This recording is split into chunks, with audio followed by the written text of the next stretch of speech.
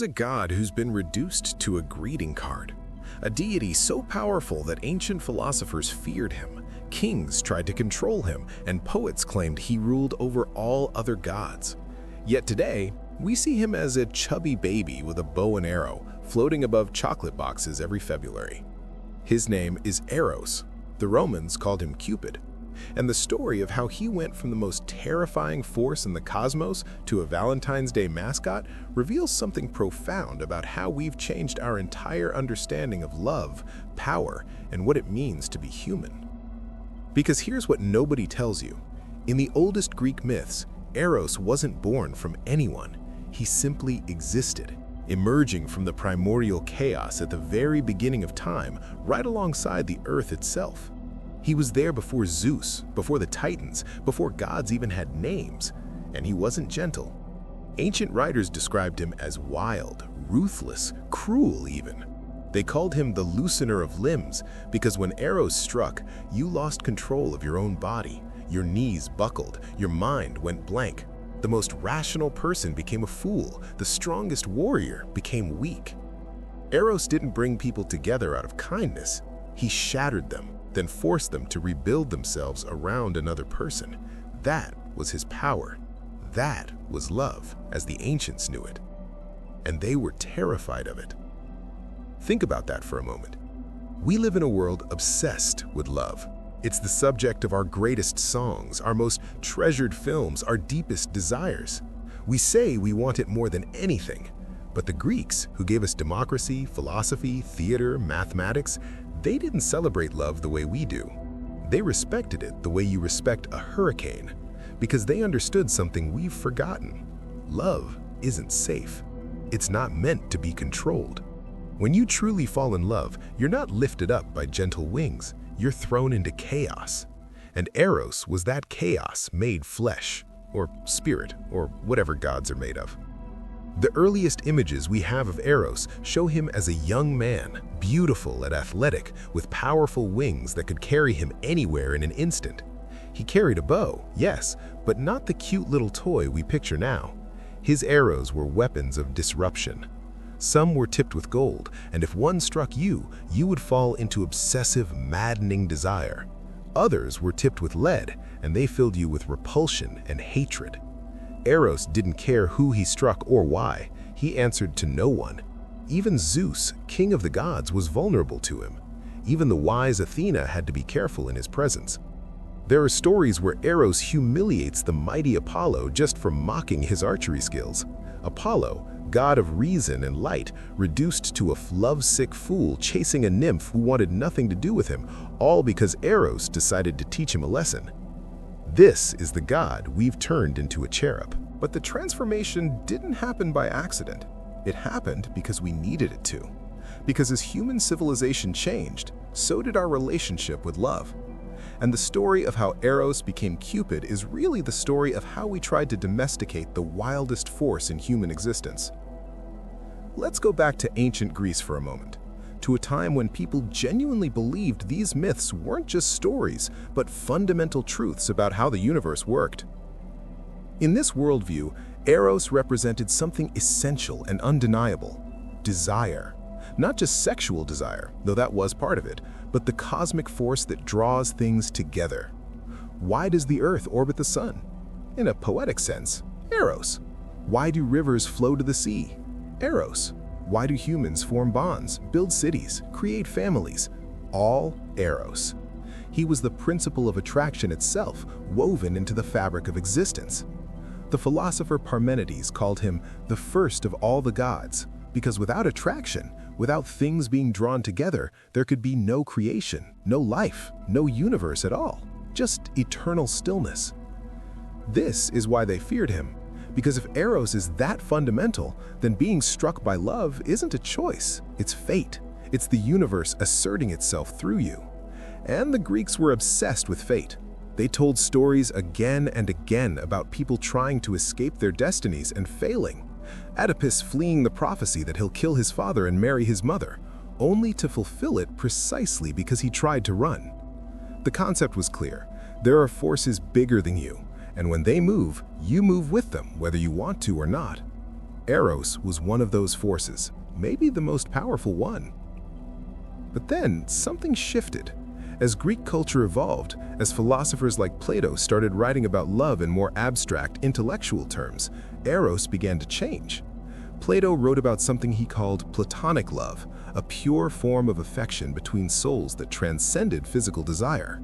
He argued that the highest form of Eros wasn't the chaotic, body-destroying passion of myth, but a refined spiritual connection that led people toward truth and beauty and goodness. In Plato's Symposium, different characters give speeches about love, and they describe it as a ladder. You start with physical attraction, but if you're wise, you climb higher. You learn to love the person's soul.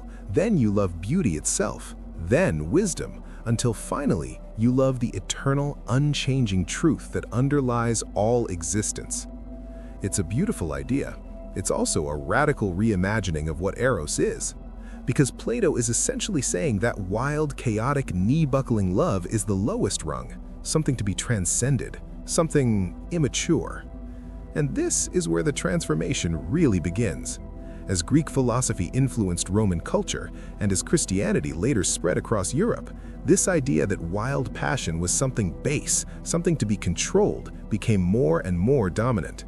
The Romans took Eros and renamed him Cupid, from the Latin word cupido, meaning desire. But Roman Cupid was different from Greek Eros. He was younger, smaller, more playful. Roman poets like Ovid wrote about him as a mischievous child, shooting arrows at random, causing trouble, but ultimately harmless. It's almost as if by making him smaller, they made him less threatening.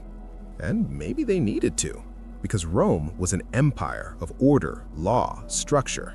The chaotic force that could make a senator abandon his duties for a love affair, that could make a soldier desert his post, that could unravel the careful political marriages that held powerful families together. That force had to be contained. So they made him cute. They made him a child. And children, no matter how mischievous, can be controlled by adults. Then came Christianity, and with it an entirely new framework for understanding love. In Christian theology, the highest form of love wasn't Eros at all. It was agape, unconditional, selfless, divine love.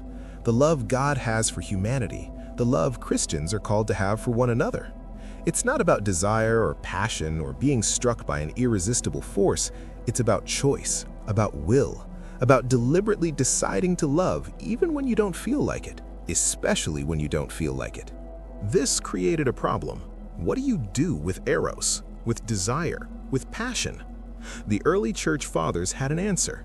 You suppress it, you control it, you channel it only into marriage, and even then, cautiously. Augustine of Hippo, one of the most influential Christian thinkers, wrote extensively about his own struggles with lust. He saw desire as something fallen, corrupted by sin, a force that pulled people away from God. He literally prayed, "Lord, make me chaste, but not yet," because he knew he wasn't ready to give up passion even though he believed he should. For 1,000 years of European history, this tension defined how people understood love.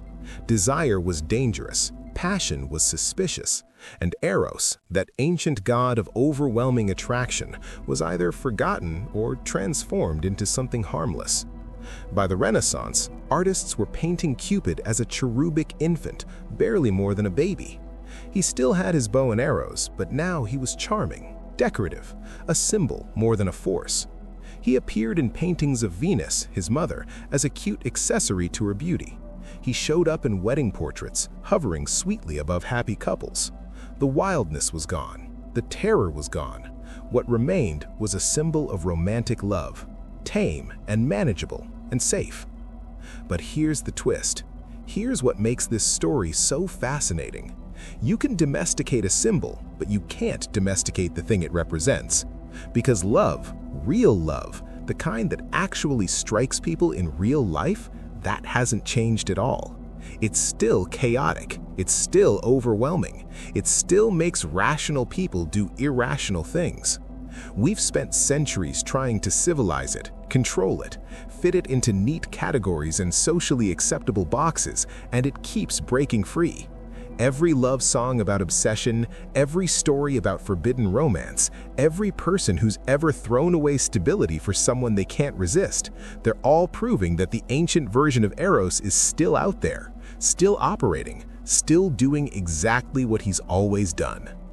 We just don't have myths to explain it anymore. Instead, we have psychology, we have neuroscience, we have studies about dopamine and oxytocin and the limbic system. And you know what scientists have discovered? When people fall in love, when they're in that early stage of intense romantic passion, their brains look remarkably similar to the brains of people with obsessive-compulsive disorder. The same patterns of neural activity, the same inability to control their thoughts. The Greeks called it being struck by Eros's arrow. We call it a neurochemical cascade.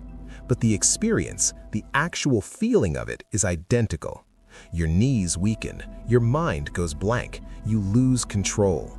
The ancient god is still doing his work. We've just stopped acknowledging him. And maybe that's our loss. Because when you see love only as a chemical reaction, or only as a choice you make, or only as a greeting card sentiment, you miss what the Greeks understood. Love is a force of nature. It's bigger than you. It doesn't care about your plans or your logic or your carefully constructed life.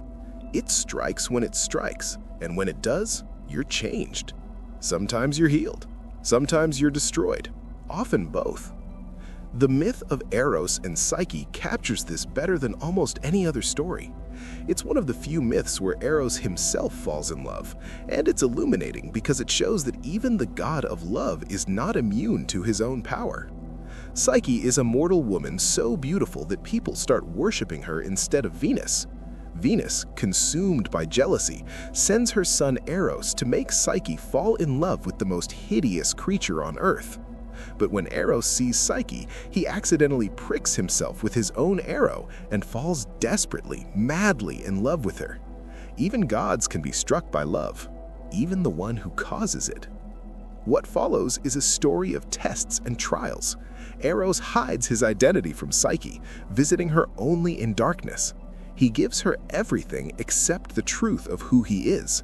And when she finally sees him, when she lights a lamp to look at her mysterious lover's face, he flees. She's violated his trust.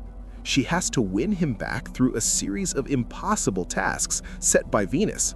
She has to sort a huge pile of mixed seeds by morning. She has to gather golden fleece from violent sheep. She has to descend into the underworld itself. These aren't just random challenges, they're metaphors. Because real love requires you to do impossible things. It requires you to sort through confusion and find clarity, to gather something precious from something dangerous, to face your own darkness and return alive.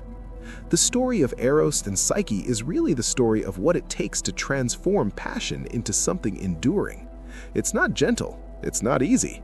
Psyche literally has to die and be reborn before she can be with Eros permanently, elevated to immortality so they can be together forever. That's the paradox at the heart of the Eros myth. Love is both the wound and the healing. It destroys who you were so you can become who you need to be. And we've lost that understanding. We want love to be comfortable. We want it to fit into our existing lives without disruption. We swipe right and swipe left, trying to find someone compatible, someone who makes sense, someone we can integrate smoothly into our routines. And there's nothing wrong with that, not really. But it's not Eros. It's not that force that remakes you from the inside out. The ancient Greeks had another word for the kind of practical, affectionate love that grows between long-term partners. They called it philia, friendship love. It's warm and stable and deeply valuable, but they never confused it with Eros. They knew Eros was something different, something wild that occasionally strikes, and when it does, you're not in control anymore. You're in the grip of something divine. And maybe that's why we turned him into a baby. Because acknowledging the real Eros means acknowledging that we're not the masters of our own lives as much as we'd like to believe. It means accepting that a force can move through you that you didn't choose and can't resist. That's a terrifying thought in a culture that values autonomy and rational choice above almost everything else. We want to believe we are the authors of our own stories, that we choose who we love and why. But anyone who's actually been struck by it knows better. You don't choose it. It chooses you. And all you can do is decide how you respond to it once it arrives. There's something almost tragic about the cherub version of Cupid, floating on Valentine's cards with his little bow. He's been so completely neutered, so totally stripped of his power that we barely remember what he was. But the force he represented hasn't gone anywhere. It's in every person who's ever sacrificed everything for love. It's in every story of passion that defies logic. It's in the fact that love, despite everything we try to do to manage it and contain it, remains the most uncontrollable, unpredictable, transformative experience most humans ever have. The Greeks built temples to Eros, not because they loved him, but because they feared him enough to want to stay on his good side. They made offerings hoping he would be gentle with them. They told stories about his power to remind themselves and their children that some forces demand respect. And maybe we need that reminder now.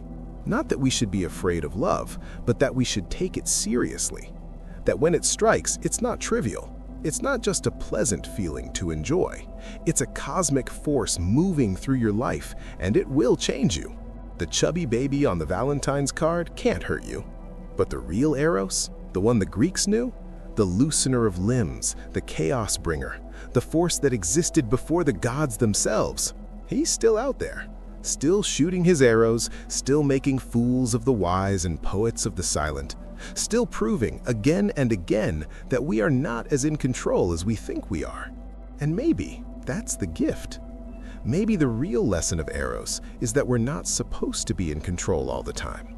That some of the most profound experiences in human life come when we surrender to forces bigger than ourselves, when we let ourselves be transformed by something we didn't choose and can't fully understand. So the next time you see that cute little cherub on a greeting card, remember what he used to be. Remember that before he was domesticated, before he was made safe for commercial consumption, he was a god whose very name made ancient philosophers tremble. And maybe, just maybe, honor the real thing, not the symbol, the force itself. The wild, chaotic, beautiful, terrifying power of love that still, even now, even in our rational modern world, strikes without warning and changes everything. Because Eros never left. We just stopped looking at him directly. We put him on greeting cards instead of in temples. We reduced him to a holiday mascot instead of recognizing him as the fundamental force he is. But anyone who's been struck knows. Anyone who's felt their knees buckle and their mind go blank and their whole life reorganize itself around another person, they know. The ancient god is still at work, still loosening limbs, still shooting his arrows. And somewhere, if we're quiet enough to listen, we might hear him laughing at how we thought we could control him by making him cute.